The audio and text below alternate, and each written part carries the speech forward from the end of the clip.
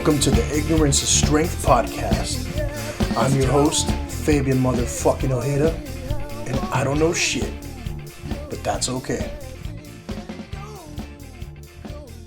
Alright, let's get this shit started. Thank you everybody for listening to the Ignorance is Strength podcast. Hope you all enjoyed the jumbled mess that was episode number 10 with my good friends, the newly dubbed Drunken Knights of the Round Table. We called it a total shit show, and it was exactly that. And I don't know how often we can do that, but I do want to make that a regular thing. And holy shit, we'll just leave it at that. I do want to announce that our Apple Podcast link has been fixed. It was down for a while, but it's back in business. With that out of the way, I want to introduce everyone to our brand new guest for today, for episode number 11. She's a musician, she's a mother, and she's a woman of faith and spirituality. Welcome to the podcast, Miss Sandra Seise, a.k.a. Paddi Stone. How are you, Sandra? Hey, I'm good. How are you? I'm actually pretty good. Just like I think I told you before, I just got off of napping, so... Wonderful. Yeah. Bliss. Exactly. I think it's been a while since we last talked. I remember we were in Pomona at some like Irish pub or something, and we were trying to get into an education program. That was a fabulous pub. Yeah. Are you... You're still into education right now? Yes, sir, I am. I actually just finished my master's in education. Nice. With the education specialist teaching credential. It's pretty impressive title there, right? Did I hit you up for that reference, or maybe I I don't remember, but that's like the first time I ever had someone say like, "Hey, I need a reference. Let's meet at a bar." Wow. Well, you're my go-to. I figured you were fun enough to meet at the bar. So you are. I've got to get away from this question because I think quarantine's about to be over. But who knows? Maybe after everybody went out, it's over. The quarantine and whatnot. But yeah, I feel like it's just on its way out. It's like done. But I mean, is it really? Because like all these cases are popping up, so maybe we'll be in quarantine part 2 soon. But I've been asking everybody like, how have you been, dealing with the quarantine? I'm genuinely curious because, a lot of people have been renewing interests or, coming up with cool stuff during the quarantine. How did you deal with the whole pandemic thing? I started off it was very good. Like the first 20 days of quarantine, I was feeling great about life. Mm-hmm. I didn't have to show up to my assignment anymore, and I'm very much a homebody, so I love being at home. So I was like, wow, what a great opportunity for me to be at home and do all my, at-home activities. And then, the day started to pack on, and I felt, I feel like everybody had at least 1 or 2 breakdowns during the quarantine. Yeah. A mental break. No, I'm just kidding. But no, it was just like, I've honestly been enjoying it, and I really feel sorry to anybody who has been suffering during this time, but it's been a blessing to my life. Nice. I'm not gonna lie. I was doing my student teaching internship. It was rough, and then the school shut down, and I was at home. I'm with my kids. I love being with my kids. Kids are annoying, but I love being at home. Yeah. And me, I have some musical projects. What other person wouldn't want to be at home doing their musical projects or doing some artistic project? I got into like video editing and photo editing and things like that, like visual things to like accompany, musical sounds. Yeah. And so I've been enjoying being at home, so I'm not probably the best person to ask. Actually, it is. I think you are a good person to ask because you did mention a lot of different little projects that popped up.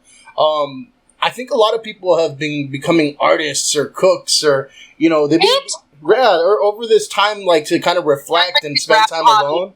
We've been busy, where we've not been busy in other areas like commuting and shit like that, stuff that distracts you from, you. I think we've been just, exploring different avenues. And, I started dabbling a little bit more in the music again.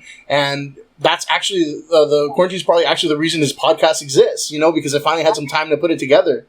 It always been one of those things where I'm like, I could do that, because I would listen to some podcasts. I think I could do that, right. And exactly. And yeah, and one day I just like, okay, I'm going to buy all the equipment that I'm missing because I had some equipment. I'm like, you know what? I spent money on it already, and now it's like I got to do it. So I just jumped into it. I'm not gonna lie. Me and my sister started a podcast maybe 3 weeks ago. Oh, really? It already has ended, but I was about to be like, oh, go plug it, But I know. But, what was it called? Fun. I think it was just called Cedra and Sandra. Oh, okay. My sister's name is Cedra. Uh-huh. Yeah. We were like, oh, let's just do 20 minutes. We'll try to start a podcast. We don't even need a visual. We'll just put a picture of ourselves or whatever. And then we were like, just 20 minutes. And then we ended up talking for 54 minutes. Yeah. We were obviously having a great time. We were both mothers. So it was just at the end of the podcast, we hear one of the babies crying. We're like, oh, back to reality. I was going to say, what was it? Creative differences? You know what? Let's just say that. We can't do the VH1 behind the music for that one, too short, but... The siblings, sibling rivalry. I'm going to give you a quick rundown of the topics. We have quite a bit to talk about, but I like to give everybody a rundown real quick before we jump in. And so first and foremost, we're going to give a little bit of, history and backstory, give the listeners a kind of a glimpse of who you are. I've done that with everybody. Like a lot of my friends, we grew up in Almani, so we have our little, hashtag growing up Almani, because we talk about old stories from there. But you're not from Almani, so I'm curious to find out a little more. Next we'll delve into the adventures of Paddi Stone, because I'm excited for that one. Because I don't know Paddi Stone, I know Sandra. Oh, I know, huh? So we've got some social media says comments to react to as well, and then we'll close out with some spirituality talk. This is something I think I'm not very familiar with, so you can maybe enlighten me about it. Share my story. There we go. All right, so let's go ahead and jump right in. So like I said, I want to give listeners a sense of, who you are. And in order to do that, I kind of wanted to give my view of how I met you. I'm sure you remember how we met, right? So what's your take on that? We met at Rialto Middle School. Mm-hmm. Oh, no, we met at the meeting room. Yeah. Yeah, for the interview. Yes. You were very intimidating. Was I? You were. Dang. You had that, that poker face, not impressed by anything. And then, so I was worried. But I did the best I could, and I actually feel like I really did mess up that interview because of my nervousness, and then I was I believe I was trying to either gift wrap something, or I literally brought my bass there. I'm not sure what I did. You didn't bring a bass. That would have been impressive. Okay, I should have brought the bass. Dang it. Well, you got the job, so I mean... right, exactly. Whatever I did worked. Yeah. I mean, so, I could, just for reference, I love wrestling. I could have hired a wrestler. Right? My God. He was interviewing for the same spot, and I was like, that would have been perfect for me. It would have been cool. We could talk old wrestling stories and whatnot. But I think why I'm like, let's choose this girl. It wasn't so much resume, because I don't think you had any sort of education stuff on your resume, and also in the past, I've been a little disappointed by people who have a built up resume where it's okay, cool, you did all this shit, but who the hell are you? And I think the way I like to interview and kind of gauge people is what kind of energy are you bringing? Yes. And you must have had some residual energy with you, because I remember later on you told me that you basically rushed down from Vegas to make that interview on time. Oh my God, yes I did. Oh my goodness. That must have been 2011, 2012? Yeah, something like that. 2012, I think. Yeah, and but I mean that's the biggest thing is just the energy. What kind of energy are you going to bring to students? And the wrestling guy, I'm not going to lie, was very boring. And so I think you were, though you maybe weren't able to answer questions the way you think you'd want to answer them. I'm like, okay, but not what is being said, but how is it being said? How is it being expressed and whatnot? And I think that was something that I appreciated. I'm like, you know what? That's something. That energy is the type that I want to bring to, our students, because we had, I don't know if you remember the population of students. Yes, I do. But we had some that were just very disengaged and disinterested in anything we were doing, and I'm like, let's just bring, something different on board. So if you've ever prided yourself on being different, that would be one of the times. Well, thank you for taking a chance on me and feeling the vibe, because yes, I think the personality does help with the young folk. Mm-hmm. Bring a little energy, helps out. For sure. And I mean, like, even just on a professional level, I think I really appreciated that. We only worked together very briefly, but hey, it's like 7-8 years later, and I still consider you a friend today. And if not a friend, at least a very good professional reference. Right? So not to get too much into music right now, because we'll get to it in a bit. But give me a little bit of Sandra's backstory. Where did you grow up? Did you grow up in the IE? I grew up in the IE. I was born in Huntington Park. I spent maybe the first 7-8 years of my life in Los Angeles, and then it's been Inland Empire ever since. Yeah. So, is there anything about that area or moments that stood out in your youth that kind of shaped who you were? I think IE for sure. I feel like I'm all IE. I spent a small part of my childhood in Los Angeles, but I do remember, the transition from LA to Inland Empire. I went straight to the high desert, so it was like a lot of white people at that time. Yeah. So I went from a lot of minorities in LA to a lot of white people, and that was just that was different. I did feel like I stood out at that time. Yep. That was like a harsh reality for a young person. They're like, "You're dark," and I'm like, "Oh, okay."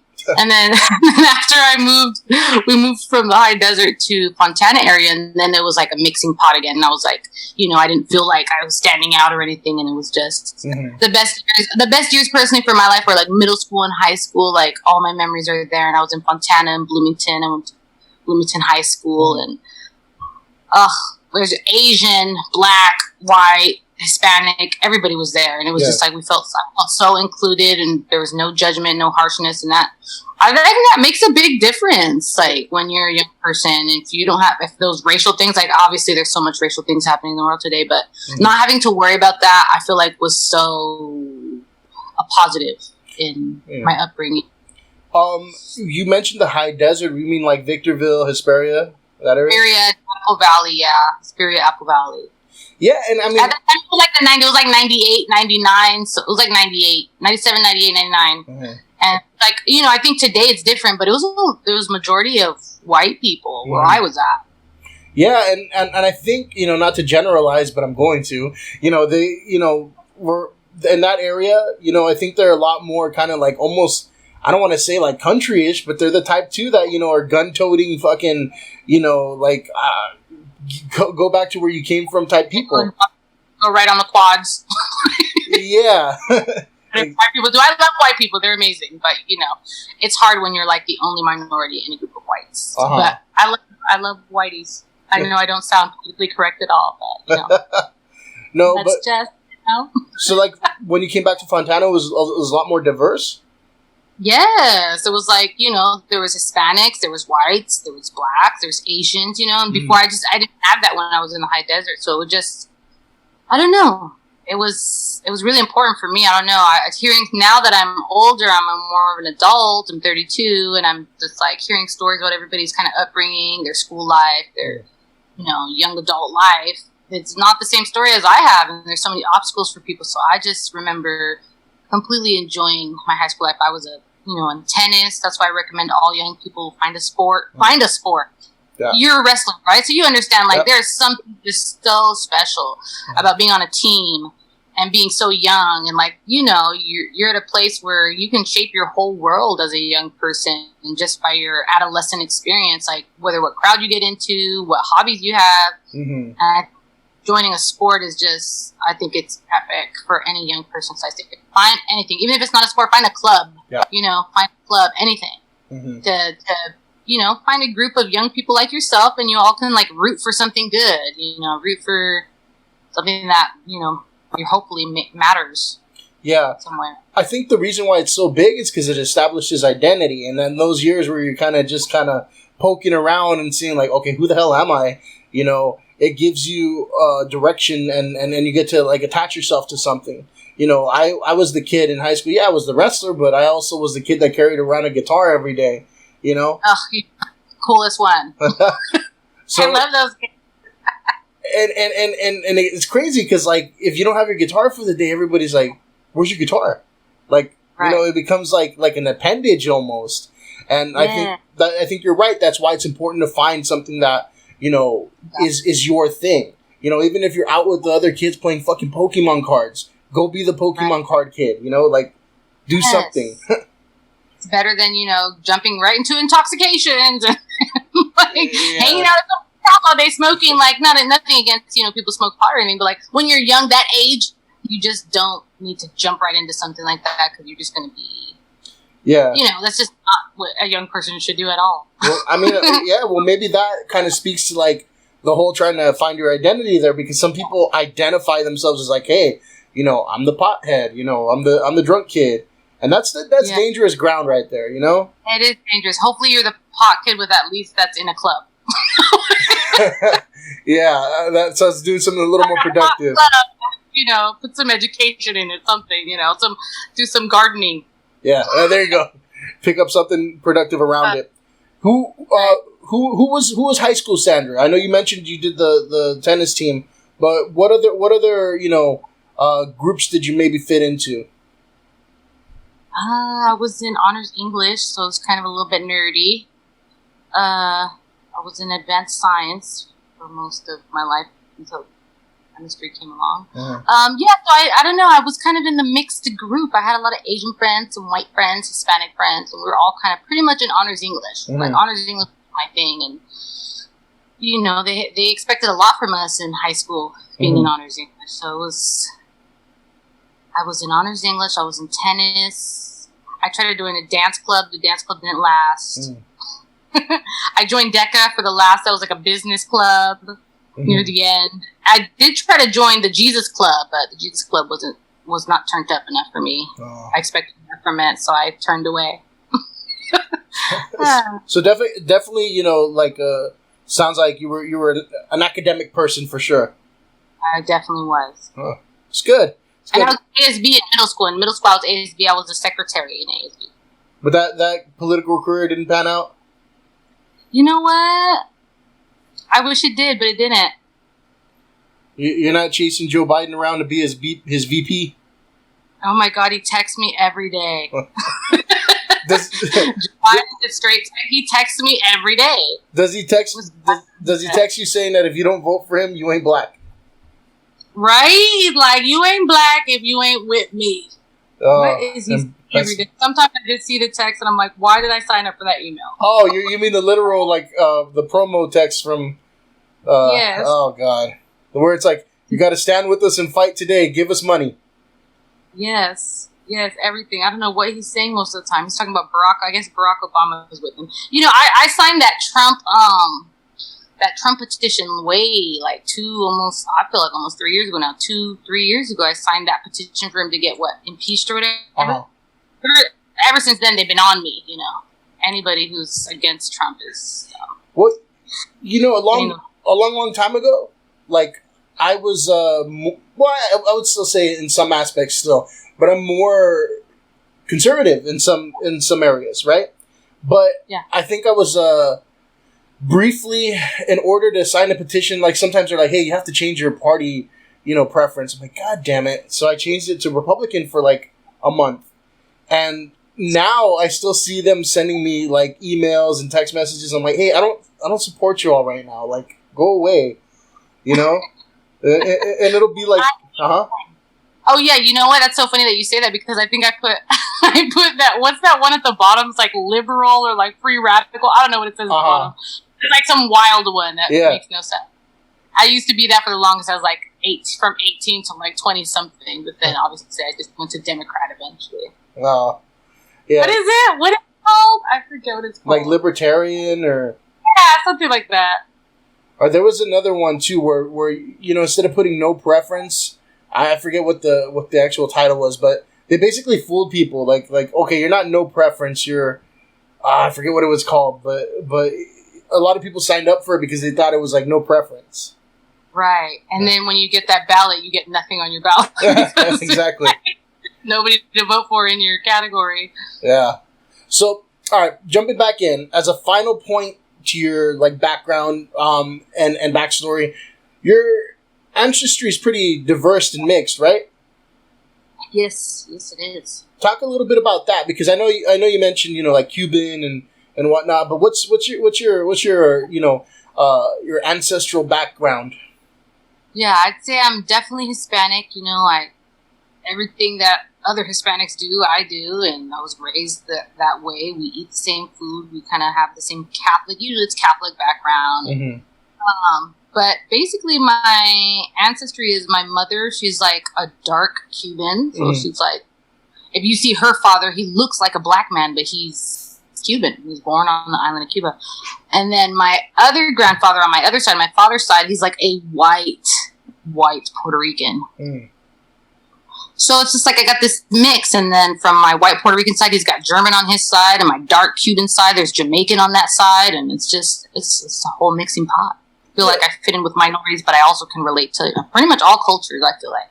Yeah, that was something interesting I remember about you. Do you, like, I know, like, a lot of people that are Cuban, you know, they identify, you know, with being black, right? Is that something that you've ever identified with, or not so much?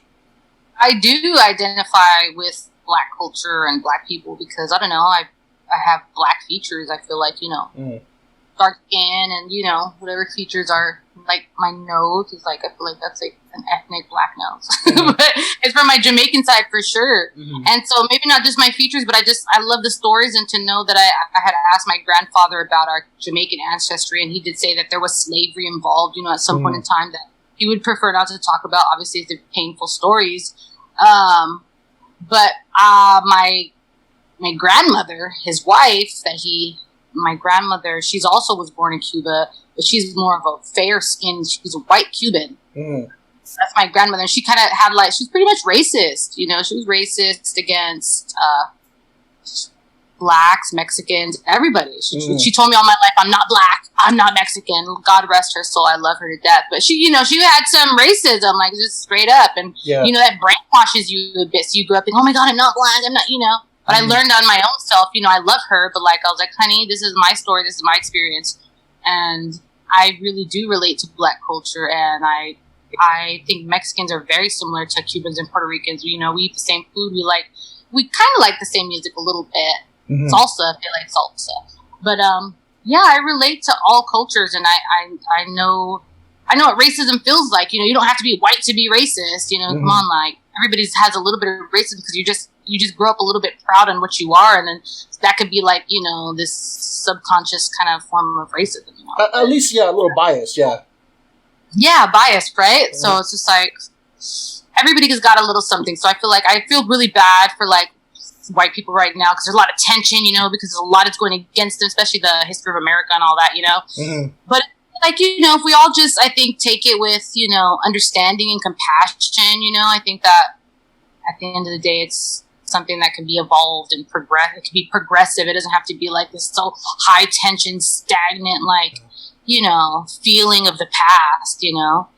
So I don't know, a lot of racial stuff, but I think if everybody just relaxes, they can see it's okay to have had those type of biases and just move on, you know.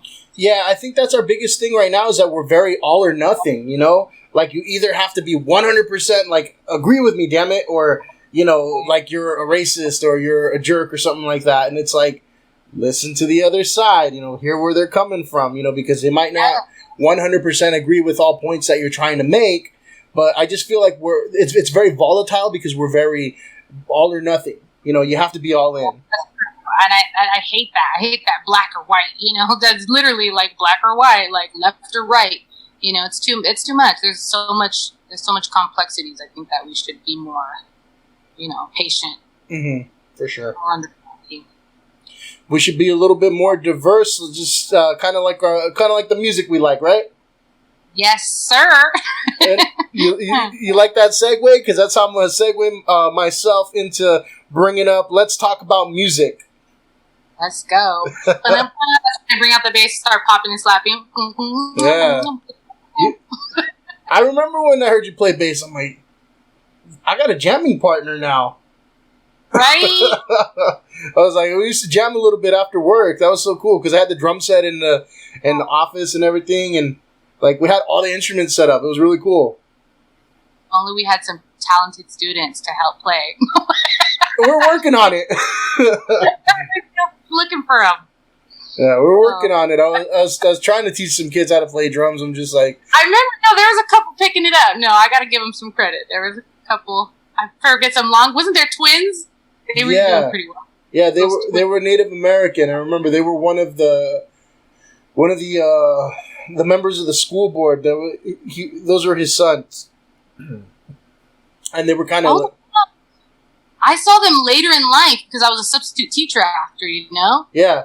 And they remember, I looked at them and said, and they're like, oh yeah! And then that was it. Yeah, I remember them very well because they kind of they prepped me before, like, hey, so you have 2 new students coming in. They're twins. They're very kind of, mischievous and whatnot.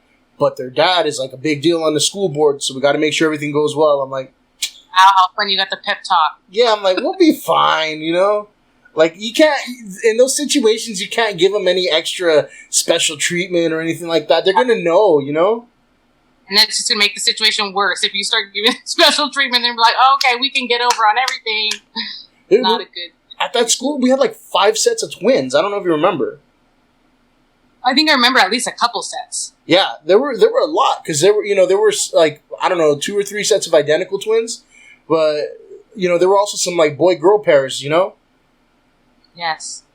So it was kind of crazy. But jumping into music, right? So you have an alter ego that I've never met before, and I'm curious to get to know a little bit about her.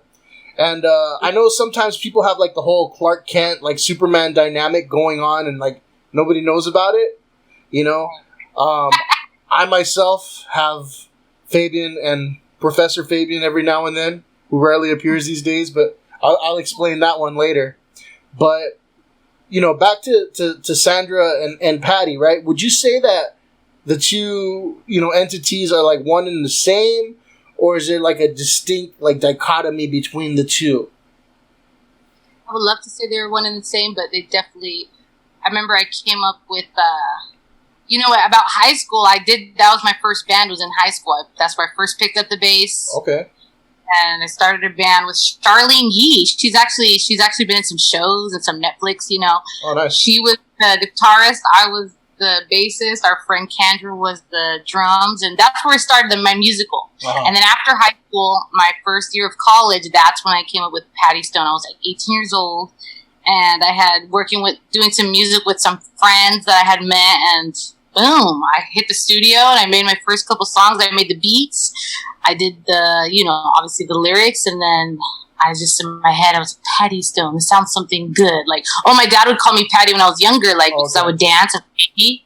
And he'd be like, Paddi, she loves your daddy. And it was like, he made a cute song for me, and I would dance, and it was like, I couldn't even walk. I was like a baby crawling on the floor, and I was dancing like, as a cutest baby. Like, if you saw me, you'd be like, oh my God, that baby's too cute. But I was a cute baby. And then so I put Stone. I don't know. I like that classic rock. So I feel like Stone makes me think of rock. So I was like Paddi Stone. So like rock is my first love. And then after that, it's been pretty much hip hop. And then after I just love pop. And then I love everything in between. Nice. From country, I even fell in love with country. Watching that Nashville. Oh my God, I can't believe it. So there's like pretty much no area of music that I pretty much can enjoy to some extent. Yeah, for sure. But yeah, since I was 18, Paddi came up, and she was fun, and she was too much, and I learned along the line, that music does take dedication, responsibility, obligation, seriousness, and I had to learn the hard way. I opened up for Drake. I just want to throw that out there.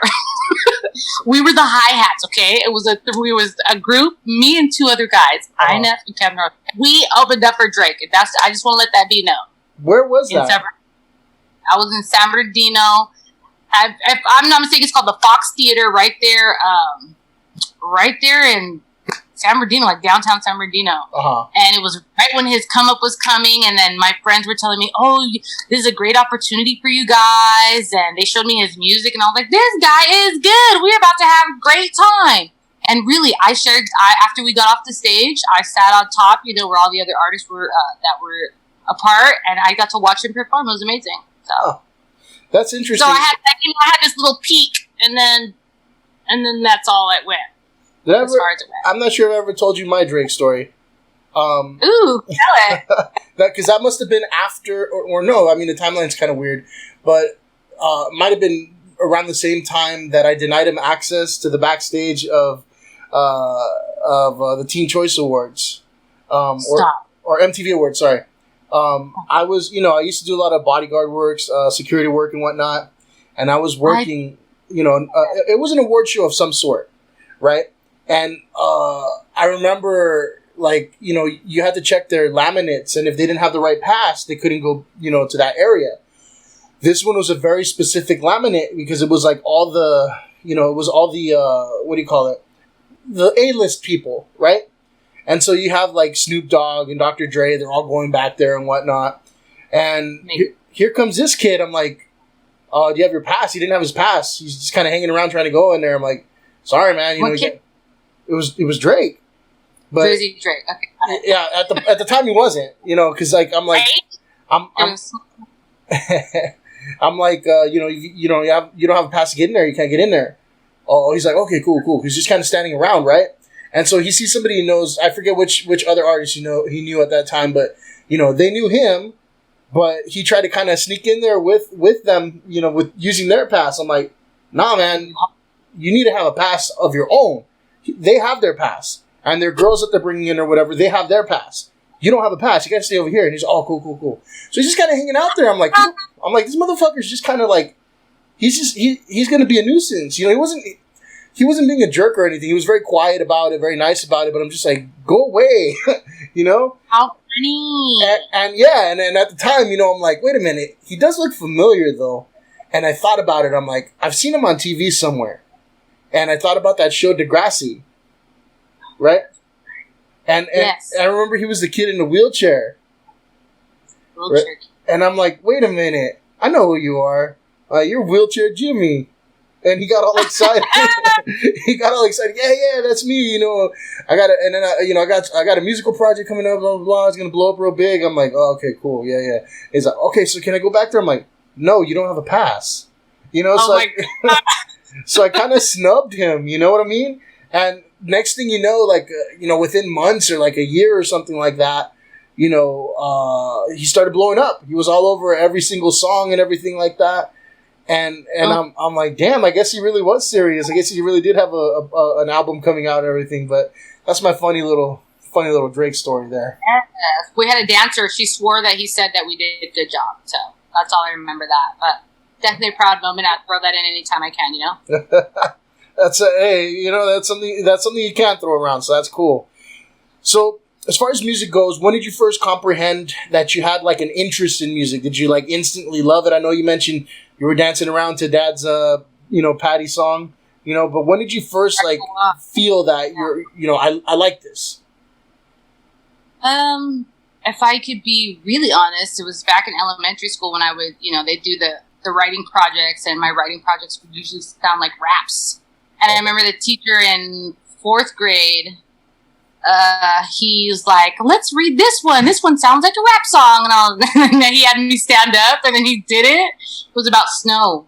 So I like snow because it's really cold and it's fun to jump and play it. It was just like, obviously I was a dumb child. Uh-huh. But I obviously it was always like that for me. Just trying to rhyme things, and rhythm was just a very, always in my life. But when I really, really enjoyed it was the band in high school. And then when I really, really enjoyed it was in, college. And now that I'm an adult and I've, experienced most of adult type of responsibilities in life, I still love it, if not more than ever, because I see not only is it a hobby, but it's like, it brings joy to my life. Like, look, I'm a mother. I'm in the education field. Like, there's so many things that are beautiful. And yes, there's so much wonderful in that. But music is kind of something just for me. It's just like something that I can do now, like on my own time. And I feel creative. And it's just so crazy because before I had like a goal, I always had a goal with it. Like, oh, we're going to finish this,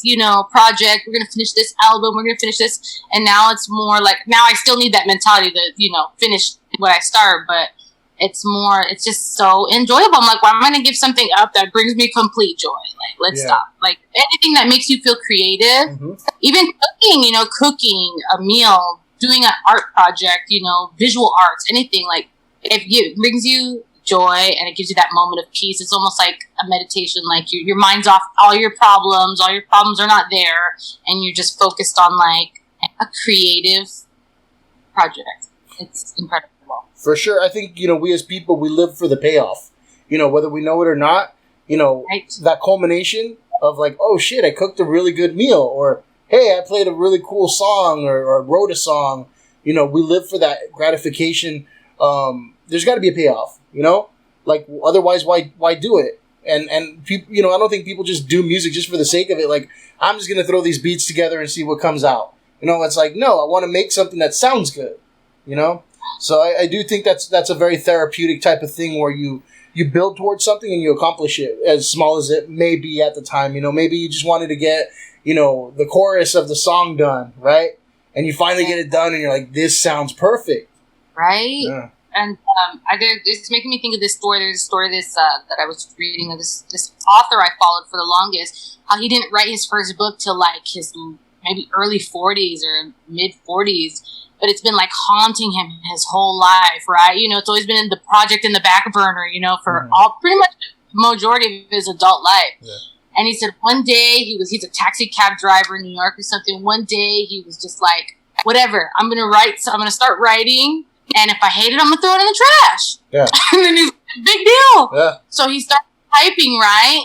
And then whatever, he ends up throwing it in the trash. But then he realizes after he did that, he's all cleaning his dishes, all whistling. And like, he just realized there was a certain peace and calm to him after he just started a project, even if he threw it in the trash. Mm-hmm. There was like a calmness to his day after that. And it's like, that's that feeling, when you put yourself out there with that creativity, all those things, those obstacles come against you, all those fears of it sucks or this and that, or what would people think, or it's not good enough, like, this is the normal shit everybody fucking thinks. Yeah. But just doing it is just, people don't understand. It's a quality unto itself. It's its own magic, if you ask me, a meditative magic. There you go. Magic. That's exactly. Whatever craft you find, do it. That's what it feels like. Magic, for sure. So, speaking of some magic, I know you play bass, right? You pretty magical with the bass? Oh my gosh, you're going to hate me, but I haven't picked it up in months. It's sitting there in my room just looking at me like, hi, pick me up. But slowly, I'm starting to get more serious on like having that time for myself, this beautiful magic I talk about when I'm being creative. Like, I'm trying to be more serious about it. I do have, a lot of obligations, family obligations, than that. And, but I'm trying to really put time for myself these things are enjoyable for me. So why don't I do them? Like, the bass is something I could sit there and just enjoy. Right. Yep. So I'm going to pick that baby up. But anytime I pick it up, me and her have a great time. Do you play any other instruments? I wish I played piano, but I played cello for 6 months. I was a music major for 6 months at Cal State, San Bernardino. So they forced you to play a classical instrument, and I had a great time with that cello because it was just like a cute little classical bass, little sexy bass, but just classy. You do like you do have like turntables and stuff, right? Do you dabble in DJing now? Yes, oh my gosh. And that is something that was so fun for me like a month or so ago. That takes time too. But that was one of the, obviously a little faster to pick up than any instrument I've ever played. Mm. But I just, having the option to mix music together is like, I'm so jealous of these DJs. All these years they've had this tool and I have not. You can mix anything. All you got to take is some acapella vocals, some beat you like, and then mash it together. Like, oh my gosh, the possibilities are endless for the DJing. So that's something I'm not giving up anytime soon. No, sometimes they'll ask me to be like free DJ for the school that I'm working at or whatever, and I'm just like, I hate this. I just use the, like the auto DJ function on the free, DJ software online or whatever, because I don't know, maybe I just don't have the patience for that, but. I'm a terrible DJ. I call myself a free J because if they need a free DJ, I'll do it. But I was good for like 2 weeks, and then like the quarantine happened. I was going to the club all the time. That was my motivation. I was going to the club over here in LA. Any chance I got, I was trying to go to the club in Hollywood. And it was, I was starting to talk to like the promoters. I was like, what if I want to DJ? Like, where do I start? And they were like, you know, it was like my inspiration, and then everything shut down. And I was like, oh, there goes my DJ dream of being in the club. But I should have been practicing this whole time so I could be ready for the club. You'll be ready for it. I like so many projects. I'll just one at a time. I'll try one at a time. You can, at least an hour a day of each. That would be great. Or you just mix it all together and be like, I am the bass-toting DJ, you know? So, like, as far as music, I know you had some really, you know, some good influences there. I know you were a fan of, like, Madonna and Daft Punk. I really remember the Daft Punk because that Random Access Memory came out when we were working together. That's right. Oh, my gosh. That album. It's really good. I love Daft Punk. I love them. I love Madonna. Still do. I'm really into like EDM music right now. So house music, techno, all of it. I just love it all. Yeah. What about any bands or anything like that? Bands. I've always been a Deftones fan. Remember, that was me since high school. Yeah. Actually, I remember that too. Deftones, yeah. All day. I listen to a lot of the rock. What is it? K-Cal 9. I love rock music. It's not something I go to today, but of course I'll always, if it's on the radio, Sublime or Nirvana. I'm never going to change the station. It's like 90s, good 90s stuff. Yes, yes. And I've grown to have a new appreciation for Metallica, Slipknot, and Avenged Sevenfold. Even though they're a little rambunctious, it's my boyfriend's band, so he just like is always playing it, and I've learned to respect it. It's a little loud, it's a little metal, and a little crazy, but I enjoy Slipknot too.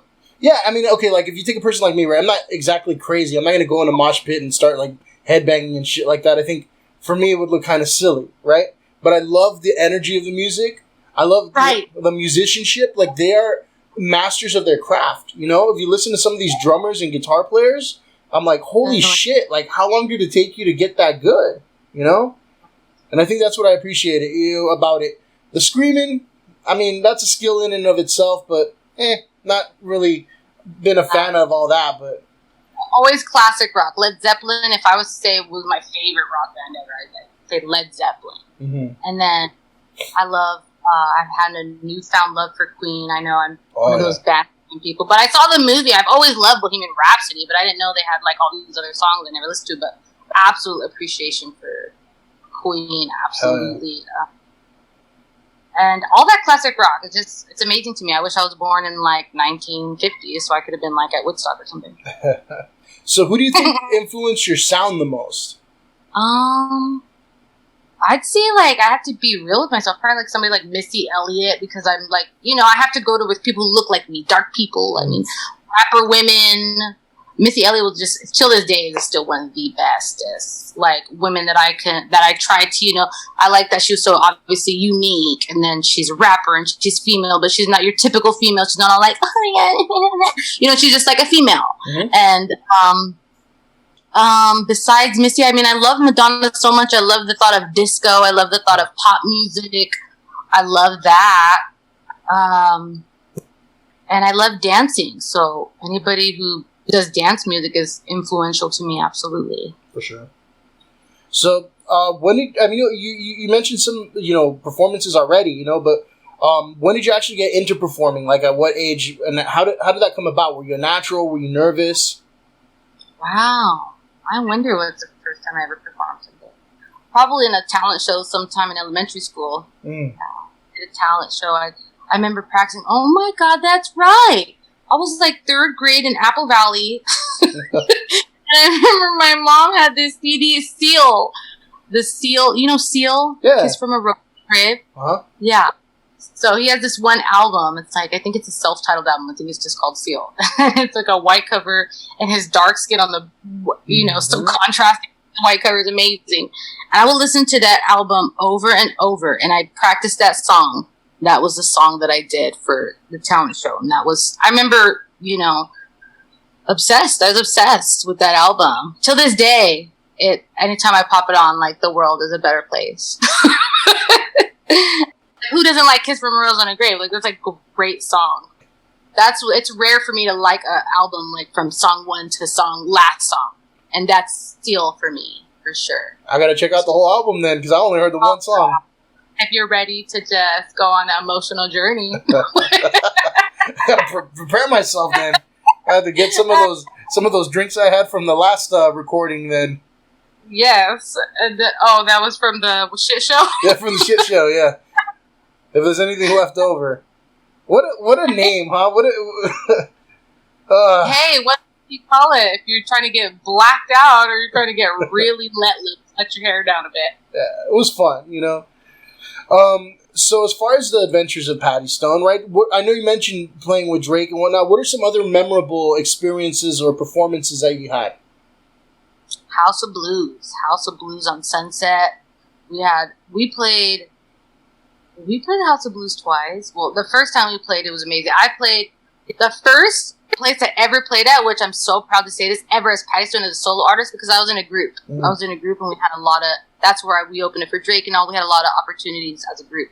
But as a solo artist, I started off solo after high school. And the first place I ever performed as Paddi Stone was Whiskey A Go-Go. Nice. The first place I ever performed on stage as Paddi Stone. And so that's super proud of that. I'm like, the Whiskey A Go-Go, let's go. Yeah. We also played the Viper Room. We played a lot of places on Sunset. We had a really nice following. Like, I think maybe in 2008, 9, and 10. And that was, you know, we had a good couple year run. Mm-hmm. And then those creative differences came in. And, you know, someone's more irresponsible than the other one. That was me. I'll take it all. But, you know, it's okay because, I don't know, it's all right. But yeah, House of Blues was one of the most memorable ones because, man, we really prepared for that show. And that just shows me every time I prepared, really, I did a lot of preparation, it ended up turning out pretty good. Mm-hmm. So it just, I didn't prepare. It was just a show. But, like, we really prepared for that House of Blues. I played my bass in that one. Nice. Like, we did, like, a cut to me. You know, I did, like, a moment where I played the bass and I did a old high school song I wrote, and like the crowd was really into it that day, and then it was so awesome backstage. Just the vibes were so beautiful that day. So that was one of the best shows, with that House of Blues on Sunset. Isn't it a shame that it doesn't exist anymore? That they demolished it? They demolished it? Yeah, it doesn't exist anymore. House of the Blues on Sunset? It's no longer there. I'm sorry to break it to you, Sandra. Yeah. When the did that happen? Oh man, I just ruined your day. But that was a beautiful classic place. The interior was incredible. How are they going to demolish something like that? Was it making enough money? I don't know. I think it was something to do with like a land development with like apartments or something like that, or a parking lot. But they definitely ruined something good for something unnecessary. Now there's only the Anaheim one. Yeah, it says closed. I didn't believe you, but I just had to Google it. That sucks. That was the best. That was one of the best shows. Now I'm just going to say it was one of the best shows. Well, you were part of history then, because it's no longer there. Yeah. I have pictures. There you go. I see that you're still performing, right? I mean, obviously quarantine kind of probably took a hit, but you're still performing? Yeah, last year I did another talent show for just the community here that I live in, the community I live in. And I made it to the next round, and I met, like, a really cool person who plays piano, and we just were like, hey, let's jam together. Let's just make a little jazz set or something. Let's just, you know. And we just started doing some shows. It was great. I think we only probably did one show together, but I did a couple shows. We were communicating about it. We were both in that, the talent show for the community, and it was just, I don't know, it was a great experience. And I performed a few times, and yeah, it's been great. I realized all you have to do, I was so scared, like, because I hadn't performed in so long, and then I was like, I'm going to just do it. And then when I did it, it was so enjoyable. So I was like, I'm just going to keep doing this. Yeah. So I do plan to do more. I just have to have a complete project done so that I can actually perform something. There you go. That's pretty much what I have. So how far do you see this project going? The Paddi Stone, performances and being a musician. Like, what's the dream you're working toward? The dream I'm working towards is being a household name. There you go. Like Target. I want to be like Target. Ooh, that's a big one. Even if I'm like just like some sort of public figure, I feel like I like to bring out the positivity in people, the positive things in life, and I feel like that's what the world, needs, some light. We got enough darkness around here, and so whether I'm a public figure, some sort of, how people like just tell their thoughts or their opinions about life and everything, something, I don't know, but Paddi Stone, I just want it to be, I do have a dream that it's like a thing. Yeah. Like a brand, yeah, for sure. Business, business that you want it to grow. Mm-hmm. A lot of us, lose the drive to chase the dreams, right? I experienced that, a lot. Has that crossed your mind to just like be like, I can't do this? Yeah, 1,000 million times. And it's just like, and I think about like, why do I say that? And it's just like, well, because everybody says that. And then it's like, everybody says, it's a long shot. It's a long shot. Mm-hmm. But it's just like, at the end of the day, after you hear that so often, you see everybody, and then you have to ask yourself in your eyes, like, what to you is really successful? Like, what is success to you? Mm-hmm. Is it, oh my God, so many dollars in the bank account? Yeah, that'd be nice. But is that really success? I think we see very, very rich people all the time, and they're, I would say, if not miserable, they're out there committing suicide. It don't matter how much money you have. So it's like, you can't judge success off that. A marriage, that's nice. Everybody wants a partner. Mm-hmm. But it's like, who has a happy marriage? I mean, I think it's almost shooting more than 50% get divorce rate. Like, it's hard to find that too. So there's got to be something else. There's got to be unconditional love, but I think, 90% of people don't even know what that is. Nope. And then, right? And then I'm thinking, so if I have this huge dream and I want to make this brand, I want this huge business, and I want a musical career or some sort of public figure, some sort of brand, and someone just tells me no, of course, that's what everybody says. No. Don't dream too hard. You're going to be disappointed. But it's like, to me, success is at least trying, because I just told you about my grandpa. He's 90 years old. I'm helping take care of him a little bit. Yep. And seeing a man at 90, and all that man do is look back at his life. What else is he going to do with himself? Yeah. And I took a course in college too, psychology of the lifespan. It's like at that age, you feel two types of ways. You either look back full of regret, or you look back and you say, I did all right. I did what I can do. Mm-hmm. So if you really think about it, it don't matter how big your dream is. If it's every day a moment for you trying a little to get there, I'd say that's success to me, because you're living wild a little bit. You're taking a little bit of a risk, putting your heart out there like that, or just feeling that freedom to do what is unconventional, or what others, would say, don't waste your time. Right. Are you serious? I can't imagine wasting my time in any better way. Yeah. You know what I'm saying? Uh-huh. So it's just like, I love binge watching Netflix too, but I that's a great way to, there's a time and place for everything. But when I have some other free time, what, I'm going to go ahead and put it in my dream and my craft and this business I wish to, have successful one day. I'd say not a waste of time at all. And so with that being said, Sandra, I want to go ahead and play a couple clips of yours that are going to help you achieve that dream. So we'll give it a listen. I've been thinking we gotta get a little bit crazy.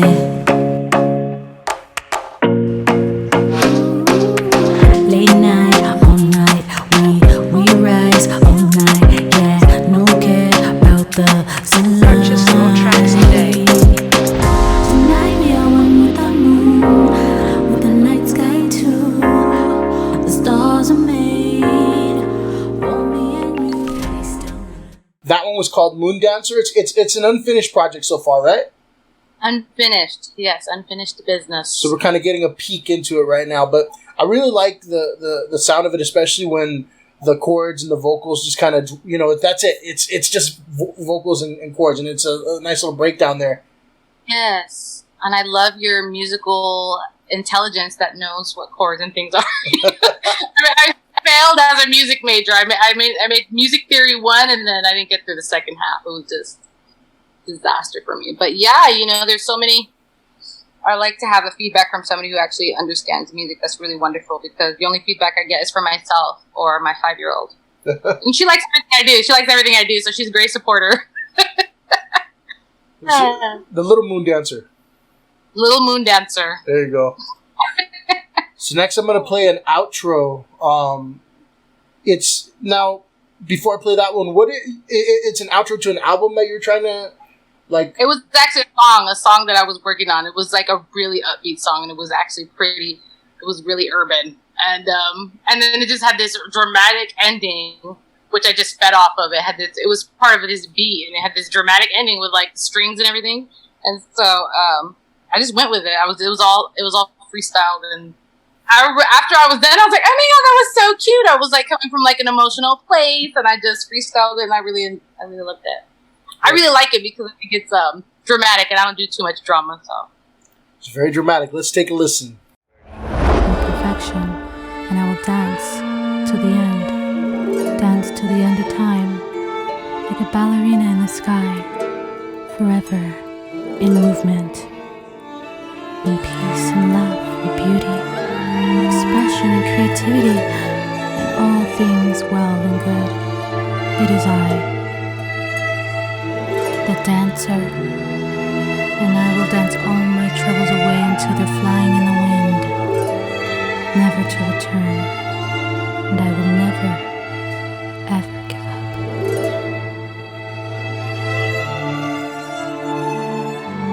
If I could just have one wish, it would be all the world to dance with me.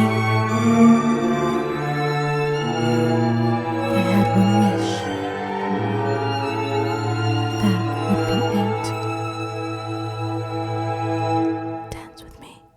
Where did you get the strings for that outro? honestly, right now, since I'm like such an amateur and very at the basic bare minimum of life, I look for beats off YouTube. So like their beats, and then if I was serious about the beat, then I'd go ahead and purchase it. But I haven't got to that point yet. Mm-hmm. But that was just part of a beat that actually a friend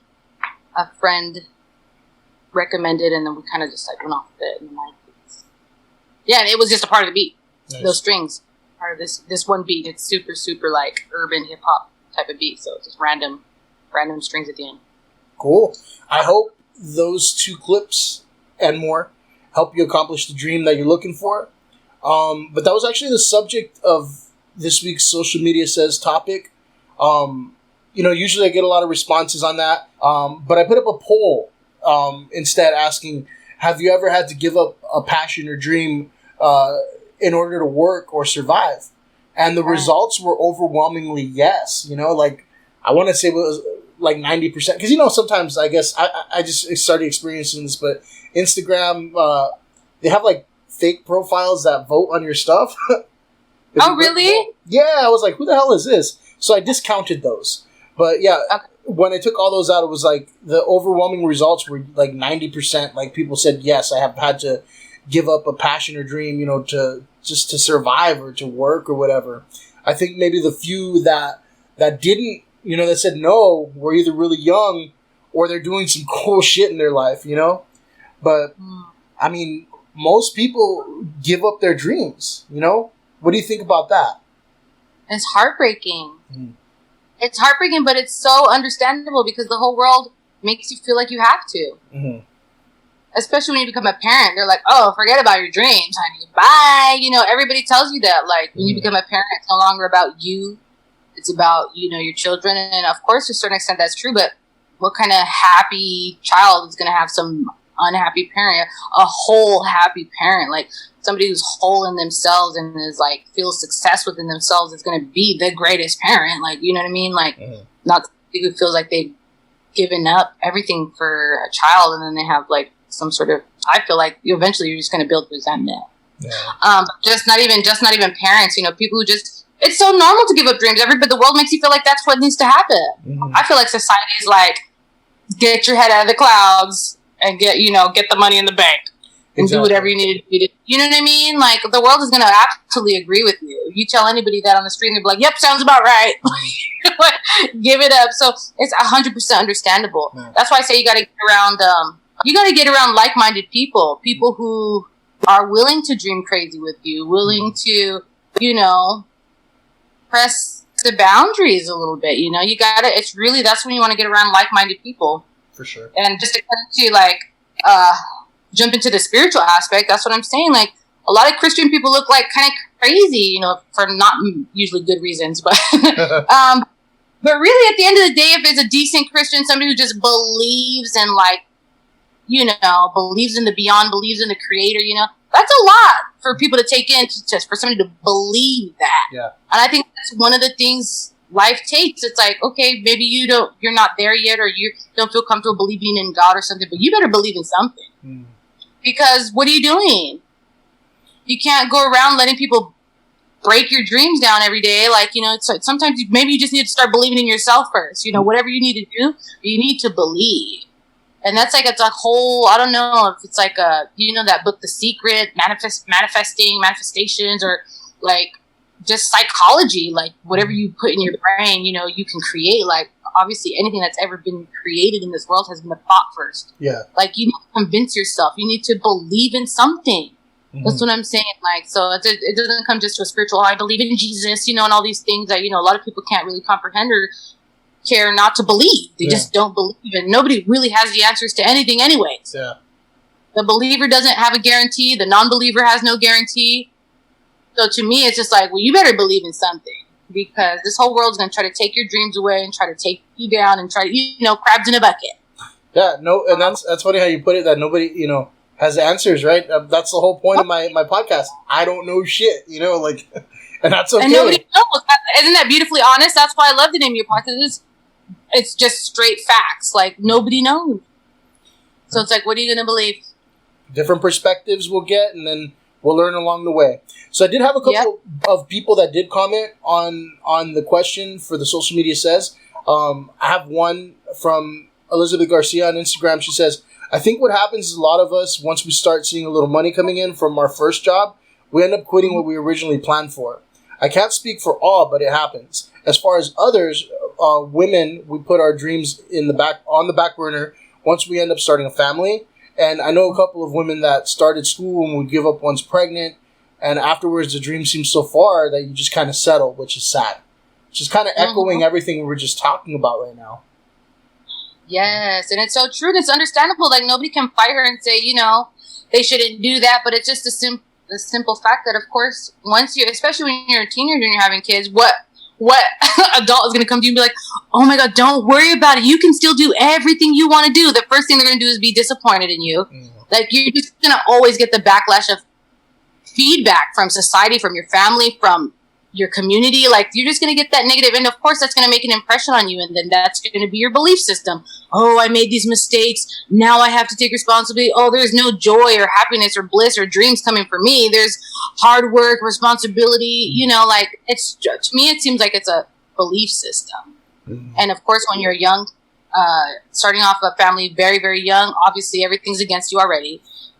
And if you're starting a family, even when you're at an age of maturity, they still say the same things, except now it's just like, not as, there's no shame in it. They're not going to shame you like they would a teenager, but they'll be like, oh, well, you got to make sure you take care of your kids, and that doesn't come with, you should, work on that business. The last thing to tell you. So it's just, I feel like it's a series of belief systems that people believe in certain things, and as a community, that's what I love society, and I love being social. We all have a certain type of things we all believe in and understand, but I think majority is not, they're not, I don't think people are dreaming big. I mean, 90%, you said 90%, that sounds absolutely right. Yeah. That sounds just all right. It's crazy. So I want people to, you want people to chase their dreams? I want them to believe in whatever they ever wanted. I want them to believe that they can have it. If they wanted it, they can have it. There you go. You heard it from Paddi Stone, everybody. Get your asses out there and make that dream happen. Yeah. I also have a voicemail comment from a multiple-time contributor, Crystal Rose Villarino. She's the only listener with her own theme song, actually. So I'll play the clip real quick. Play it.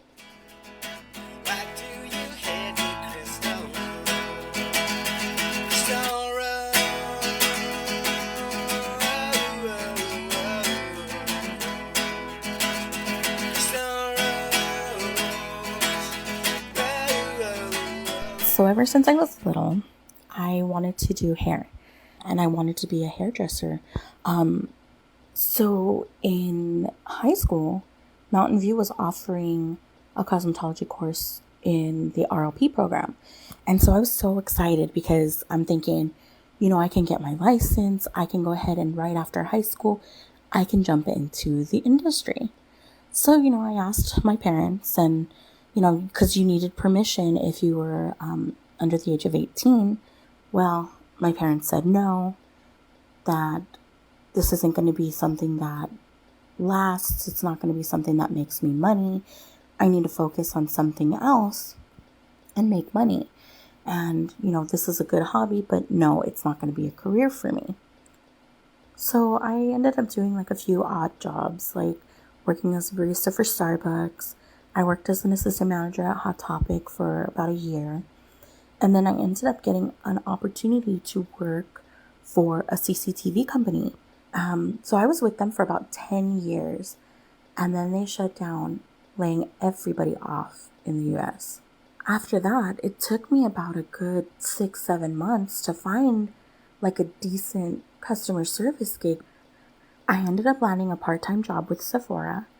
And so, being that it's part-time, I had the opportunity to go back to school, which I fully took advantage of. I signed up for Marianello. I'm 100 hours in. You need 1,600 hours in order to become a licensed cosmetologist. So I'm about 100 hours in, and we get an email from Marianello saying, whatever you hear in the press, it's not true. We're going to have a meeting. So we get called in. Sure enough, they were there to shut down the school. The Department of Education was going to shut them down. I was defeated. I was like, this shit can't be happening. I don't know what I'm going to do. Luckily I still had Sephora because I was working and going to school. PCC was offering a cosmetology course.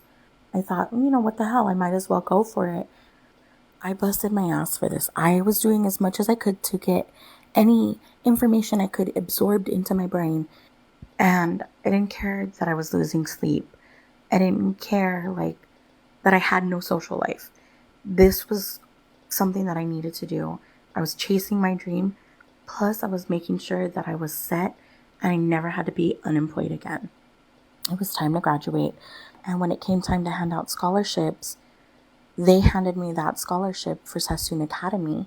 It was something that I was really proud of because I was here chasing my dream and my hard work was paying off. It was my time to shine, finally. I chased my dream. I got my license. I'm doing what I love. And I don't have to just be in one place, employed by one person. I can do whatever I want when I want to. And that's the beauty of having this dream pay off. It took a while. It took about 11 years, but it all paid off. And I'm so happy I decided to chase my dream.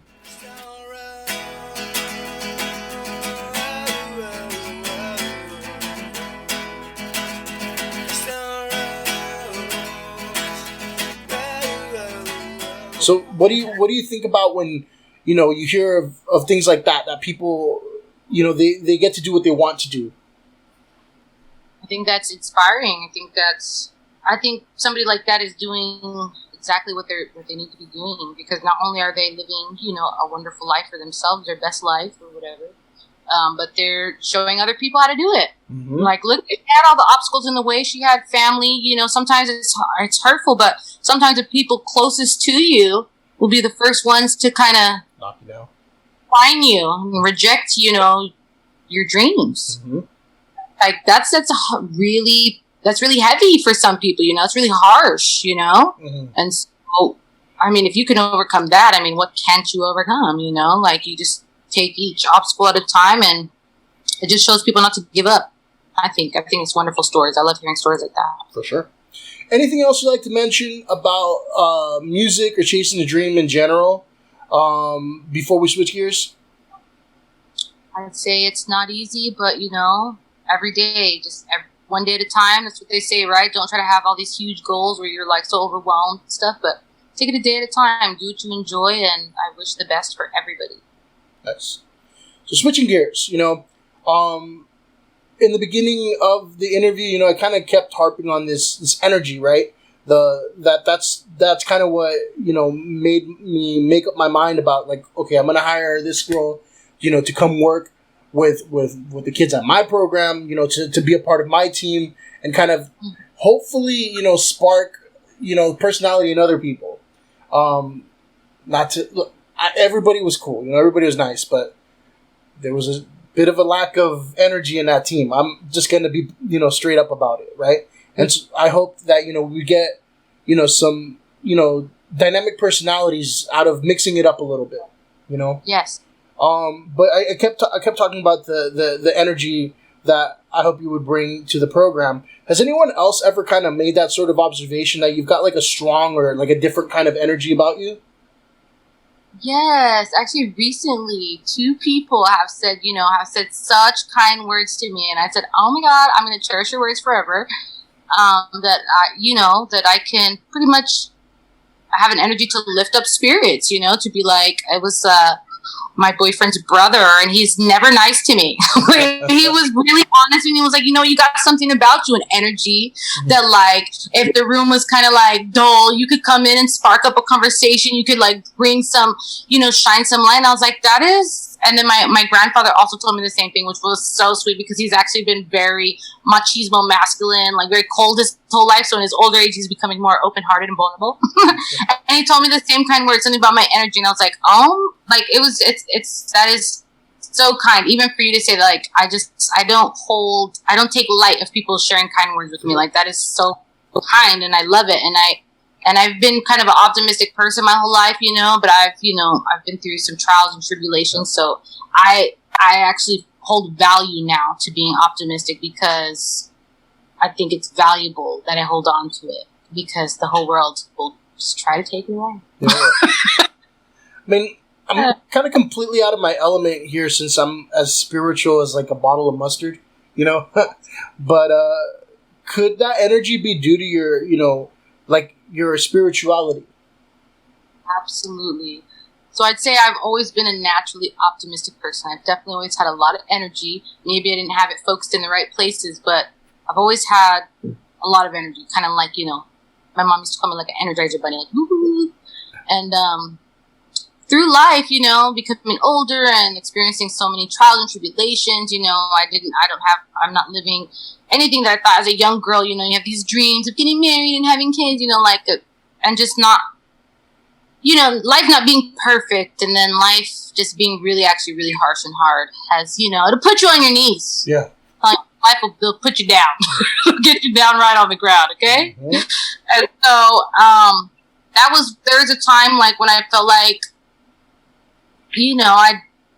why be optimistic? Why be joyful? Why, and that was a challenging time. And so I think the only thing that truly brought me back to a place where, like, I'm going to fight for joy. I'm going to fight for peace and happiness in my life, in my peace of mind, in myself, around me, in my home, in my family, it's spirituality. It's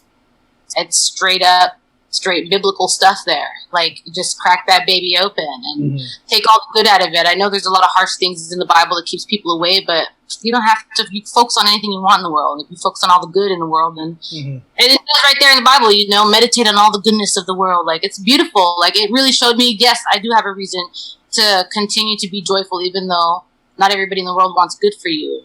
A lot of people rather see you fail. A lot of people rather, see you down. Yeah.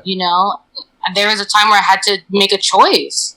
Like, shall I give in to, what everybody else does, do what everybody else does, kind of walk around like, oh, whatever, that's the way it goes. You get knocked around, go around, knock some people around too. Like, I don't want to do that. I don't want to bring pain to the world just because I felt pain, So apps 100% spirituality and faith, believing in like this higher calling, this higher purpose, this kingdom in the sky, whatever beautiful metaphor you want to put for it, don't matter. Yeah. You know, something beyond. Mm. You know, like that really gives me the strength. It gives me a reason to be myself.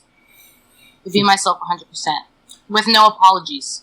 So you know what I'm saying? You mentioned like a lot of, hard times, trials and tribulations, without like, whatever you're comfortable speaking on, but what were some moments that maybe triggered or changed or opened the door for that spirituality of yours to come in?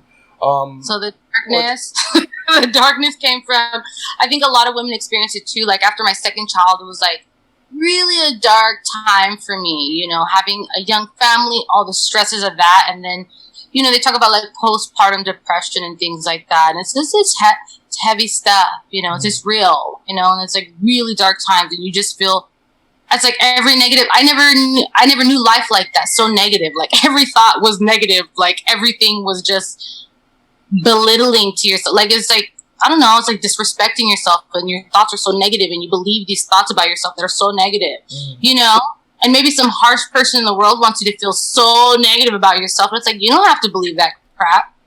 But there was a time when it's like, after giving birth to my second child, it was really dark for me. It was a really dark time. And so what like solidified or strengthened that? Like, how did you bounce back? I started I was desperate. So I was desperate for something else because I've never felt so down before. Mm-hmm. So I was really, and I couldn't turn to nobody and the people I did turn to was like, made me feel worse. Like I didn't go to anybody and was like lifted up. Mm-hmm. And so I put on YouTube and I just was like searching for like, I was typing motivation. That was the first things I ever typed in was motivation, like self-motivation. And so I'd watch, then these things would come up with like a really prominent speaker in the background. And it'd be like, you gotta live life, like get up, life knocks you down. And so I started off like that. And then I ended up finding with Tony Robbins. Tony Robbins, like then he popped in, somehow into my YouTubes, and he was super powerful and I loved it. And then I eventually found this Pastor Michael Todd in a church in Oklahoma called Transformation Church. Oh yeah, that's funny you mentioned that. Somebody sent me a link for that. Ever since I saw that man, never stopped watching him. So this was like 2018. I had my second baby in February 2018. Mm-hmm. So, oh my God. Every freaking sermon I watched, I was just like, I never was like a believer in Jesus. I was never a Christian. I was never like any of this. Mm-hmm. And then it just hearing it over and over and being in a community of people. And then, and then I'm challenged by the world. Like, you're going to believe that? You're going to believe that? And I'm like, you know what? Yeah, I am. So that's like I was telling you, what do you believe in? Right. Because no one has the answer anyway. So it's like, man, it's a powerful story and people cannot deny that it's withstand the test of time. Like, it's a beautiful story. Mm-hmm. It's incredible. It's epic. I feel like every epic movie that's ever been epic is based off some type of, storyline from the Bible. Like it's incredible. Yeah. So I'm just, dang, that Transformation Church is the one. Like that, to this day, I still watch him on Sundays. He's doing a lot of stuff for the racial stuff because he's a black pastor. Mm-hmm. And,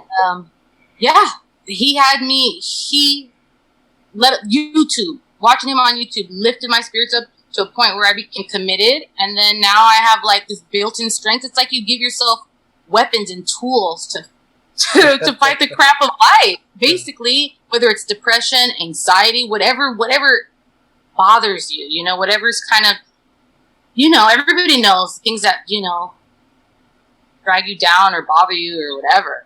Mm-hmm. It's like, I don't know. Ever since I watched those sermons, I haven't stopped to this day. So I've been watching. I'm part of Transformation Nation. So it's like if you don't live in Oklahoma and you don't go to the church, you're part of Transformation Nation, not Transformation Church, but the nation, Transformation Nation. So that was it. I was desperate, and I found some positivity. Good. I'm glad, and I'm glad there's people with your perspective out there. I think I made a joke once, like on Facebook, like something stupid. I said, with the quarantine, I have time to seek Jesus or something like that. And I said a joke, and you kind of called me out on it. You're like, I'm glad you have that thought because, the Lord's on your mind. I'm thinking like, I just made a dumb joke, but you're like, no, seriously, I think that means that the Lord's on your mind, and that's a beautiful thing. I'm like, huh. I thought about it, after you said that. I'm like, it stopped me in my tracks. I'm kind of like, well, is he, but I've just never been comfortable in that realm, and I think I've never understood it, so I've never sought it out for a prolonged period of time, so it's kind of foreign to me. So when people like point it out, I listen, but I'm still kind of like, I'm like, what does that mean? You know what I mean? Yeah. So me too. So that's why I didn't know what it meant either. And like, really, it's like it's kind of like, I remember I had a friend who studied it in college and I was like, that's such a weird thing to study. Mm-hmm. It was like philosophies of religion, or what do you call anthropology? I don't know what it was called. Mm-hmm. But yeah, it's kind of like a study unto itself. But I'd say if you're interested, I'd say definitely don't ignore that, and maybe you can find everybody's got something different. Like I actually presented my spiritual YouTubes to my sister, and she kind of found her own thing after that, but she's really hyped about it. And I'm like, yes, that's wonderful. Something, because everybody just needs to be lifted up. It doesn't matter. She didn't really like my pastor because he's kind of a little ghetto and he's a little wild, but that's what I love about him, because he's got that side to him. It's really relatable, connects to the urban community, right. He connects to people who use slang and who do all that, and you just gotta, I'd say there's definitely not going to hurt you at all. It's not going to hurt you to go search, especially if it's on YouTube. That's why I say it's so amazing, our technology today. You don't have to step in the church and feel uncomfortable, feel judged by people, or then have to give money and all this stuff. Like you could find, you can see it's free. Everything is free. It's a beautiful service they do for free. And you just find something, I say definitely don't ignore it, because there's definitely nothing bad. I just feel like nothing bad can come from it. It's like, I think it's crazy you mentioned that Transformation Church. As soon as you said it, I'm like, wait a minute, I heard this before. I actually have another friend, ironically, was also one of my dance instructors, like you were. And shout out to Idel, by the way. She's like a tiny little girl, but she speaks about faith all the time. And when she does, I hear her and I listen because she really believes it, and there's very few people who kind of like really, like they believe it 100%. Sometimes they're kind of like, yeah, it's something I go to every Sunday, but she really believes it. And I really, with people like that, also like yourself, you're talking about it right now, I admire that, because I think, let me, like, sometimes I'm like, let me see what that's like for a little bit, for a minute, let me see what, because like I said, it's foreign to me. I've never been one to be in touch with that side. Well, if there's one advice I can give, one of the tools that I kind of learned from spirituality was the power of your words. So it's like, if you speak it, you're on the verge of creating it, So it's like, that's like kind of how they do you can call it prayer, you can call it meditation, you can call it a chant, a mantra, whatever. You call it whatever you want. But if you just use your power, your words first, and maybe, you're like, I would like more guidance. You give to the universe, whoever you feel comfortable praying to at the time, the universe, the light, the goodness in the world, whatever. But like, you just use your words and really start using your words for what you're looking for. Like it says, knock, or what it is, seek and you shall find, and knock and it will be open to you. It's real. I learned that the power of the words, I swear, I can't help not to believe anymore. I feel like I would be a fool to not believe anymore, because me using the tools that I've used from Transformation Church, the tools that they taught me, like just the power of, they call it the power of the tongue. When I say power of the words, that's what it means, the power of the tongue, words.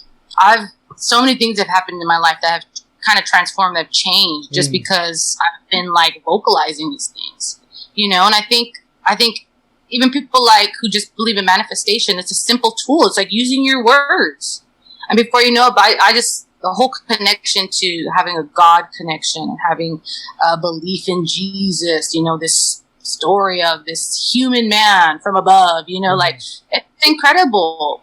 And I'd say to start with your words. If you're looking for something, ask. If you want guidance on something, ask. If you want strength for something, ask.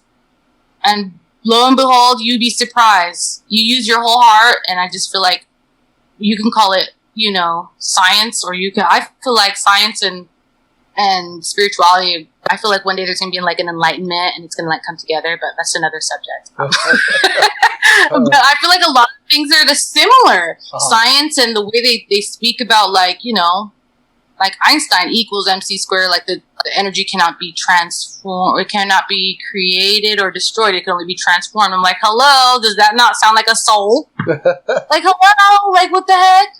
Because you can't see it. Oh. But we all know that we got to go somewhere. If energy doesn't die, where does it go? Yeah. Are we not energy? Like, what? You know what I mean? So it's like, I think that people, I say don't be scared of it, but if you start with your words, I think because everybody's individual, you're unique. That's like the whole point. You're unique. That's what, you have a purpose. If you're breathing, you have a purpose. You just try to connect to that divine, wonderful, magical mystery of your life. It's funny you say don't be scared of it. I'm going to give you an exclusive story real quick, all right? Never been told on air. But exclusive? Yeah, there we go. I remember I was really young. I want to say about 3 or 4 years old, because I do have conscious memory of those days, believe it or not, being even as young as 3 years old. But some of it's very fuzzy. And so I know if it's kind of fuzzy, it's probably like 3 or 4 years old. And I can't remember like exactly where, like the general location, but I remember the general location, what it looked like. It was... I remember there was so many people like lined up, and they were lining up to go to a house to see an image of Jesus on a tree. It was either Jesus or Virgin Mary. It's still a little fuzzy, right? But it was one of the two. And I don't know why, but you mentioned scared. I remember feeling fucking terrified as a kid. I'm like, no, I don't want to see it. Like I thought it was something like magic, like bad or something, Right. And we kept getting closer, in line, and I'm like, oh crap, what's gonna happen? It's just kind of like I don't want to like encounter that. I don't know why, but here, yeah. And I kept trying to like find a way out. Like, okay, no, let me go back to the car or something. But I remember my mom kept pushing me forward, and I didn't want to look, but I eventually looked, and I looked at it, and next thing I know, I'm just like, oh, well, I'm calm. Like that didn't do anything. Like kind of again stopped me in my tracks, and I was like, okay, so it was no like.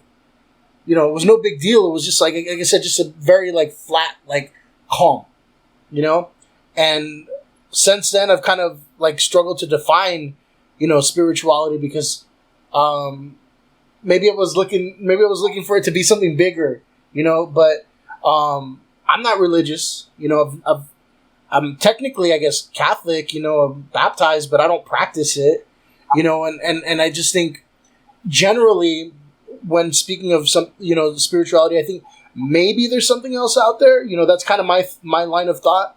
But I'm just kind of disconnected from it. Yeah, well, I think as a kid, I think a lot of things keep people away from religion. Bad experiences when they were younger, absolutely. Having to see something on a tree doesn't seem like, that doesn't seem very logical or practical. Mm-hmm. So I mean, but when you're Catholic, like there's such believers in things like that.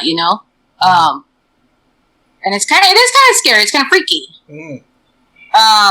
But I think that, you got to find it on your own. You can't really listen to what others, have said about it or what others, experiences. And then there's always going to be, there's no perfect Catholic person or no perfect Christian person. So usually if you meet somebody, sometimes, you kind of like judge that situation. You're like, I don't want to be like that.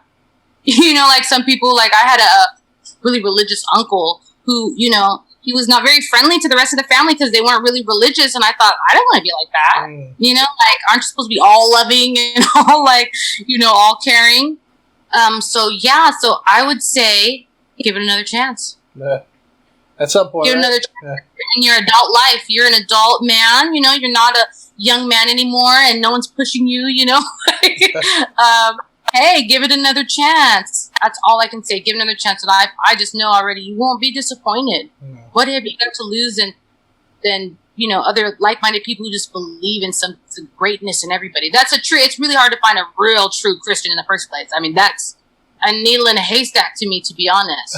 That's why like going to YouTube feels comfortable to me because it's just like you could tell, whether you connect with one of these speakers or not.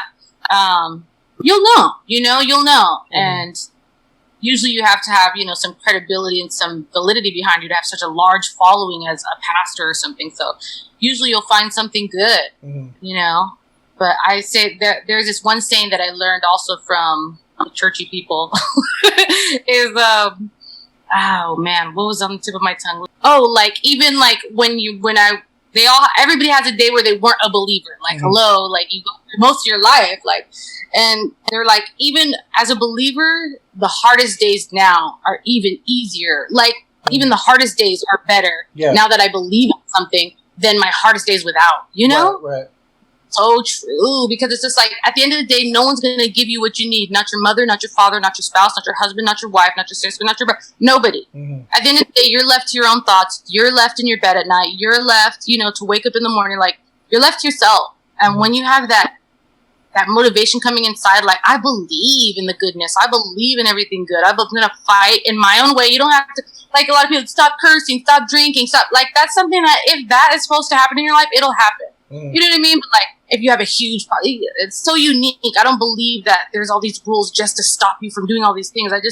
Once you just let that love pour in, let your heart like just connect with something, a belief, the power system that gets you up in the morning, so that even on your hardest days, you're like, wait, let me remind myself like what I believe in, what I committed to, what feels good. Right. So I'd say give it another chance, and you'd be surprised what you find. All right, so before we close out, anything else you'd like to add about either of the topics, spirituality or, music in general?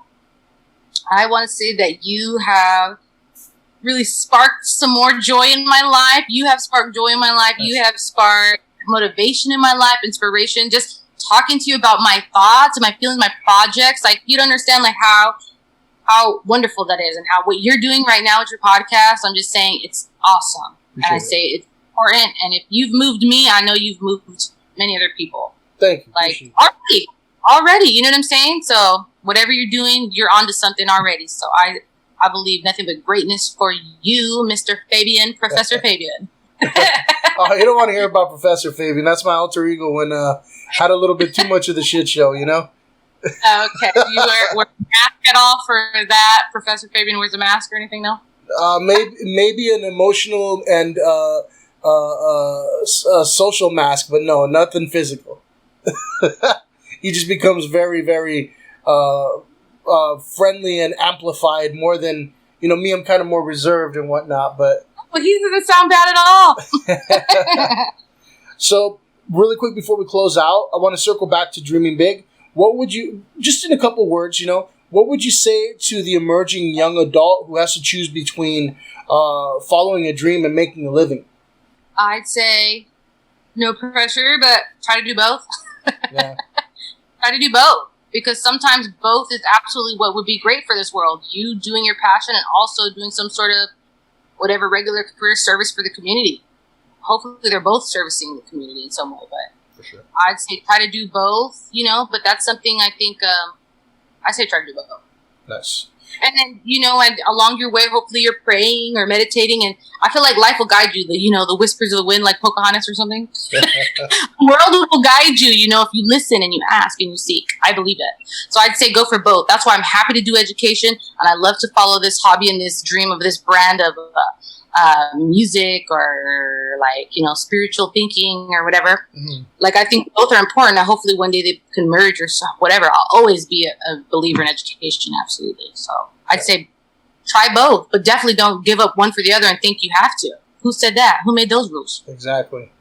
And then the very last thing, I like to ask, my guests about the next episode, just to kind of chime in, and again, a few words. So on the next episode, in episode 12, I have a person who really hustles. She has her own home-based fitness program that has a good little following. She started like a meal prep business, and for a while was even, doing competitive bodybuilding, and all of this on top of working as a special ed teacher. So what do you think of like side hustles and how they become more prevalent these days? I love it, because it's also another service to the community. Like, who can't use a wonderful exercise program to get more energy every day of their life? Mm-hmm. Every time I've ever done some sort of exercise program, I know that I had more energy than I ever did before. So, like, those people are inspiring, they're motivating, and people with 9 to 5 jobs lets everybody know, hey, you can find the time. For No sure. excuses. All right. So anything else before we close out completely there, Sandra? I think that's good. I'm going to be looking forward to that next podcast. Yeah, for sure. All right. She's got a meal prep program because that's I need, you know, what did I eat today? What did I eat today? A panini? I don't know. But it would be nice to have those little organized meals. That might be nice. You have to have motivation for that. So hopefully it starts up here, I think. Well, I'm going to listen to that podcast so I'll see what she says. Well, I'm glad I met Paddi Stone. For some reason, I thought it was going to be like, like a Lucky Charms type person or something like that. You know, it sounds very like Irish. Like, top of the morning to you. You know, Paddi Stone. Yeah. Please don't. I love it. Oh my gosh, yes, I love that. But thank you for your comments and everything. I think it was a good episode, and I think people will get a lot out of either the musical piece or the spiritual piece. So I appreciate it. Cool. Thank you, Fabian. And I'm looking forward to the rest of your podcasts. Nice. All right, everybody. I appreciate you listening. Thank you. Fuck you and good night. Good night.